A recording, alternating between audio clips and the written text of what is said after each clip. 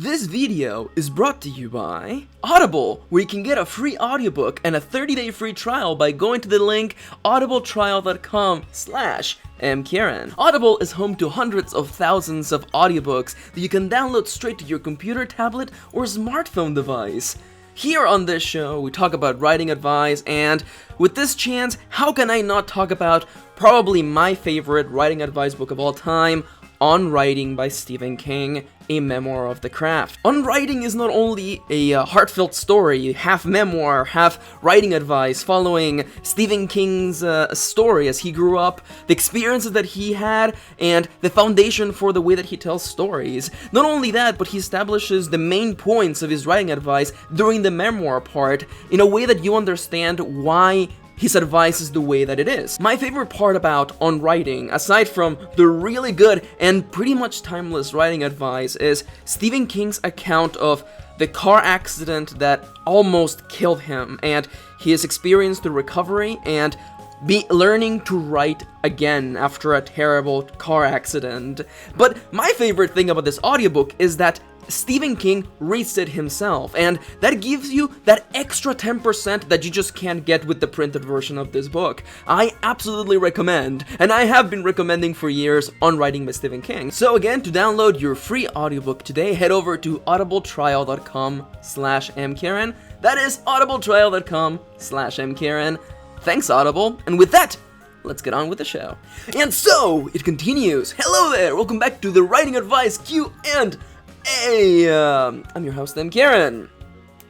Today, I have a question that had me sitting there in my chair thinking for a really good while. So I say, let's dive right in. But before I go anywhere, allow me to remind you, as always, that the following is merely just my advice, my opinion, and what works for me. Don't take it as gospel, instead take it as the ramblings of a silly person who looks a little bit, or rather precisely like this. Now, today's question, such a simple, straightforward question, but hard to answer, goes a little bit like this. Max, what is some advice that you wish you had known when you first got started with writing? What would you tell your younger self? Now, this is actually a bit of a difficult question for me, because I was analyzing, pulling apart, if you may, going into my head and just taking out the big blocks, the big building blocks behind the advice that I offer here, and the advice that pushed me to first give advice in the first place. Because if you remember, I mean, I'm not gonna say that things are different now, at least this place exists now, so way to have different advice, but when I first got started on Tumblr, there was so much negativity, like a lot of negativity around the writing community, and I sought immediately to change that, because I didn't feel like that was what writing meant to me. And inherently to the way that I've always done things was claiming my own writing, making it about the things that I wanted to make it, and to write the things that excited me. Those were right there at the core, from the very beginning. I'm not trying to sound cool, but that was at the beginning of everything. So I can't go back in the past and tell myself, yeah, write the stuff you love, Max, because I've really always been doing that. I've always been very, how can I say this? I guess claiming. I just claimed the stories that I wrote, because they were at the core of it all for me. I wrote for myself, and I wrote what I enjoyed. And I guess this was also in part because I had a lot of really bad examples. I met a lot of writers in creative writing courses who expressed outwardly that they weren't writing because they liked writing or because they enjoyed writing. They were doing it because they wanted to get respect, or wanted to become famous, or wanted to make a lot of money. And which is really weird. When there's literally a professor talking about, you know, what drives you, what are your passions, and you have somebody being like, I just want to be respected, and it's just like weird. You meet a lot of strange characters when you take courses in college. But what about everything else? Those big blocks right there, which is, you know, a big part of the advice that I give on this channel. You know, write what you like, and that by itself will be able to propel you whatever you need to go. Because if you're enjoying the process, you don't have to put a carrot on a stick. If you enjoy the writing and the characters interest you and push you forward, you will keep on naturally moving forward. It's kind of a organic cycle, you know, where you feed off the writing and the writing feeds off you, and that works. But I already knew that. So it took me a while, and I was thinking about it, and if there was one piece of advice that I would give to my younger self, it would be, and it's gonna be a little bit weird, but I want you to follow me up on this. The advice would be to stop making rituals, because I used to be so into preparing for writing. Like, I would spend like I don't want to say an entire hour, but like a really good chunk of time preparing to write. Almost lighting candles just to get ready to sit down into the writing mood. And honestly, real talk, if I could go back and tell that version of myself something, is just sit down and write already. God damn it, just write already.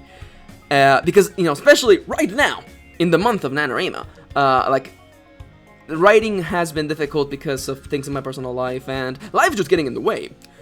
But I found that when it gets right down to it, just sit down and start writing. You know, it's actually better. For me, it's become better to just jump in cold than try to warm up. Just jump in. Beginning a writing session is always hard anyway, so you might as well just skip through the whole setup and just jump into the fray. That's one thing. Now, aside from that really big point, there are a couple of smaller things that I wished I'd fully acknowledged, because people had told me those things, but I didn't really appreciate them until things would happen, and until, I guess, my writing got to a point in which things became a problem. And the very first one is, back up your writing. Please back up your writing. Back up your writing. In multiple places, in multiple formats.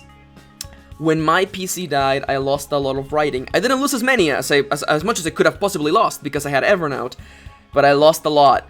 Please back up your writing. Please back up your writing. The cloud is now like super big now. When my PC died, the cloud wasn't that big of a deal. Now it's so easy to just wrap up all of your writing for the last month in a zip file and just put it up on cloud or something. Do it, please. That's one thing. I wish I had made it a part of my schedule. Like, I actually have reminders on my phone that yells at me every week or so going, hey, back up your writing. As for another little thing that I wished I told myself, and the following is going to be really biased and almost a little mean, but follow me up on this. I wish my younger self hadn't wasted any of their time with Scrivener. I thought that I would like Scrivener. I participated in NaNoWriMo, I had to give it a try, and I tried it, and I thought that I would like it, but I didn't. And I didn't use, like, 90% of the features that it had, and I realized that it wasn't for me. And had I just been using Focuswriter, which had been around since then, had I been using Focuswriter and Evernote combined like I'm doing now, I would have probably gotten so much more done. The issue that I have with Scrivener is that it has so many distractions, like all the little cards, the roadmaps, all the ways you can look at your story. For me, they're just distractions. I want to just sit down and write, and I think that my younger self would have done a lot better had they not wasted a bit of their time on Scrivener. And one more little thing that is a little bit more personal, but I wish that I had fully acknowledged it when things first changed, and that is to ignore the comments of people who are being rude on the internet, being rude to you, and reply to the people who are being kind to you. It's really easy to get a bunch of good comments and one bad comment that just makes you feel really terrible. And when I say that I'm talking about bad comments, I don't mean someone giving me criticism on my story, like, hey, I don't think this character's motivations make sense considering what happened in the story, or there's this particular passage that I don't think flows correctly, or flows as well as it could have. That's feedback, that's criticism that I completely get, and that's fine. The bad comments, I mean, are things like, why are your characters gay? That's the stuff right there that's not really criticism, that's not really feedback, that's just someone being rude. And it took me a long while to realize that I don't have to engage with those people. The ones who are being outwardly rude, the ones who are using, like, racist or homophobic slurs, those are the people who I learned now, after a lot of experiences like that it is completely okay and almost good to just block them and move on with your life. And by extension, whenever someone leaves a message that makes me feel really good, and even if it's just a few words, I've been making it a point, it's kind of part of why I do things the way I do, to reply to them, whether it is on Twitter, whether it is here, whether it is on Tumblr.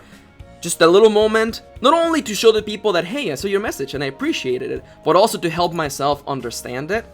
So, dear viewer, if someone tells you something that is just downright mean, like, I think you can be level-headed enough to go, yeah, they're just being rude, block them. you need not talk to those people. They're not really asking for a conversation anyway. Push them aside and instead talk with those who make you feel good. Those who have offered good pieces of criticism and have left sweet comments on the things that you do. Talk with them, let them know, and I feel, from my experience at least, that has made reading those comments so much better, and answering your comments as well, especially from my point of view, because I mostly just focus on making content, whether it is writing or videos, and sometimes I forget that people are going to watch these things and read my books, and seeing your comments and your words means a lot to me, and that's why I've been making it a point to, reply to everybody, and to, even if it's just, a heart emoji, I notice what you said, and I really do appreciate it, but I'm starting to get sappy. So, in summary, I think that my younger self would have benefited a lot by just jumping in and writing. I used to focus all about rituals and setting up things just right, and having, the perfect writing environment, and honestly, you don't need it. You don't need it. That's why I force myself to just write at coffee shops, surrounded by people and noise and chaos, just to train yourself to sit down and just write. Just jump in. It's gonna be hard either way, so skip through the whole preparation thing and just dive in. And back up your writing, find the best programs for you, and minimize the negativity that you are forced to experience in the internet. But those are the things that worked for me. I want to know, what are the things that you wish your younger self knew when you first got started with writing? I think this is a chance for a great conversation, and I would love to hear what you have to say. But for the time being, time for a new outro. You know how things go. There should be a button to subscribe if you haven't already, a link to my Patreon, and a link to the playlist with all of my other writing advice videos. There's actually hundreds of them right now. It's awesome. I've been doing this for a while, but for the time being, I've gone on way too long. I want to thank you for watching. Thank you for spending a little bit of your day with me, and I'll see you on the next one.